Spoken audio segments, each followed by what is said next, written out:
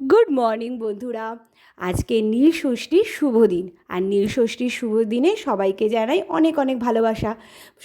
সেই নিয়ে আজকে ব্লগটা শুরু করলাম। সকালবেলা ঘুম থেকে উঠেই একটা পুজো পুজো ব্যাপার। তো সকালবেলা তাড়াতাড়ি ঘুম থেকে উঠেছি, উঠে সব কিছু মানে স্নান টান করে নিয়েছি, ছেলেকে খাইয়ে রেডি করিয়ে, কারণ ওর দেরি হওয়া মানে আমারও দেরি হয়ে যাওয়া। তো ওকে খাইয়ে দাইয়ে রেডি করিয়ে দিয়েছি, ওইদিকে আমি স্নানটা সেরে এসেছি। স্নান করে এসে আজকে একটা শাড়ি পরেছিলাম, শাড়ি পরে পুজো করছিলাম। তো ফার্স্টে আমি সকালবেলা বলতে ওই 11টা নাগাদ একবার ঠাকুরের মাথায় জল ঢেলেছি। তারপর ভালো করে সব ঠাকুরকে পরিষ্কার করিয়ে মুছিয়ে দিয়েছি। আজকে স্নান করাইনি, ভালো করে মুছিয়ে পরিষ্কার করিয়ে ঠাকুরকে পুজো দিয়ে দিয়েছি এবং তার সাথে সবাইকে প্রসাদ দিয়ে দিয়েছি। আর আমি একটা নীল মোমবাতিও জ্বালিয়ে নিয়েছি তার সাথে। ও আরেকটা কথা হচ্ছে, আমার ছেলেও একটু জল ঢেলেছে ঠাকুরের মাথায়, গঙ্গা জল ঢেলেছে আমার সাথে সাথে। তো ও স্নান করেনি, তাও জোর করে কান্নাকাটি করছে ঢালবে বলে। তো বাচ্চা মানুষের তো আর কোনো কিছু হয় না, তো আমিও বললাম ঠিক আছে ঢালো। তারপর ছেলেকে স্নান করিয়ে দিলাম। আর এই দেখো আমি শাড়ি পরেছি, কেমন একটা গিন্নি গিন্নি টাইপের লাগছে। তো শাড়িটা ঠিকভাবে পরিনি, আসলে তাঁতের শাড়ি তো আমি সেভাবে পরতেও পারি না, শাড়ি তো আমার পরার এমনিতেও অভ্যেস নেই, তারপর তাঁতের শাড়ি একা একা কোনো রকমভাবে পরেছি। আর এই যে আমার ছেলের জামা কাপড় এখানে থাকে, জামা কাপড়ের খুব বাজে অবস্থা, মানে এগুলো গুছিয়ে গুছিয়ে রাখা হয় কিন্তু তারপরেও মানে ওই এক সপ্তাহ গোছানোর পরেই এইরকম অগোছালো হয়ে যায়, আবার গোছাতে হয় বারবার করে। তো ভাবছি যে ওর একটা দেখি আলমারি যদি পারি তো আনাটা খুব দরকার, কারণ এখন বড় হচ্ছে, তো আগে ছোট ছিল তো অসুবিধা হতো না, এখন বড় হচ্ছে, জামা কাপড়গুলো বড় হচ্ছে, তো ছোটো জায়গায় না রাখা অসুবিধা হয়ে যাচ্ছে। আর যেহেতু রেগুলার এগুলো, তো রেগুলারের জন্য একটা ওর একটা মানে আলমারি বা ওয়ার্ড্রপ ভীষণভাবে দরকার। তো তারপর আমি আবার ওই বসে পড়লাম এখন। মানে শিব পুজোর একটা মানে নীলষষ্ঠীর একটা ভালো টাইম আছে, শুভক্ষণ রয়েছে। তো এই মাহেন্দ্রক্রমে আমি বসে পড়লাম, টাইমটা দেখে ঠিক 12:53 থেকে 1:48 অবধি টাইম আছে, যদিও এটা আমাকে আমার বোন বললো। তো আমি এই দেখো ফার্স্টে দিয়েছিলাম দুধ দিয়েছি, দই দিয়েছি, ঘি, মধু, তারপর একটু গোবিন্দভোগ চাল দিয়েছি, একটু তারপর এর মধ্যে একটু গঙ্গা জল দিয়েছি, নর্মাল জল একটু দিয়েছি, দিয়ে একটু গোবিন্দভোগ চালও দিয়েছিলাম, দিয়ে এটাকে রেডি করে নিয়েছি আমি ঠাকুরের মাথায়। এবার এটা বারবার করে জলটা ঢালবো, এখন একবার আমি ঢালবো, মামুনি ঢালবে, তারপর আবার হয়ে গেলে তারপর আবার আজকে মন্দিরেও যাব, সেখানে গিয়েও ঢালবো। একবারে রেডি করে নিলাম, তাহলে আর অসুবিধা হবে না, বারবার করতে হবে না। আর ঠাকুরের মাথায় সিদ্ধিও দিয়ে দিয়েছিলাম, আর এখন প্রসাদটা দিয়ে দিয়েছি। এই কাঁচাগোল্লা আমার ছেলে খেতে ভীষণ ভালোবাসে, তো কাঁচাগোল্লার জন্য বসে রয়েছে, তিনি রীতিমতো পাশে বসে রয়েছে কাঁচাগোল্লা খাবে বলে।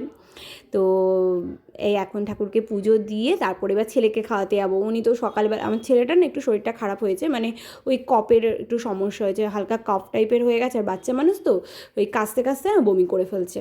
তো ওই কারণে ওকে নিয়ে একটু টেনশানে আছি।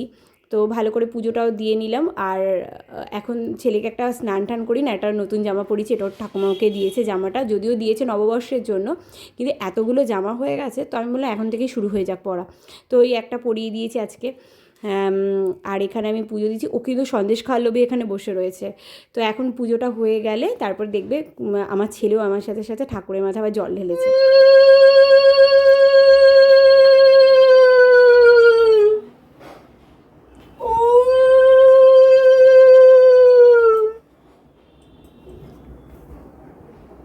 দুধ ঢালবো না, সব ঢালো, তোকে ডাকবো আমি তখন।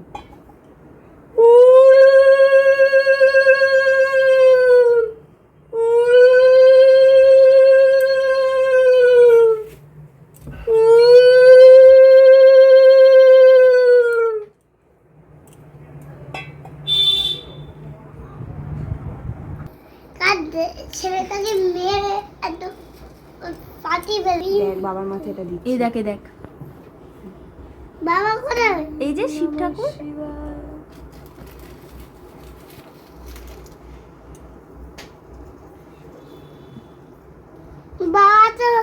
বাবা তো ওম নমঃ শিবায়, ওম নমঃ শিবায়, ওম নমঃ শিবায়।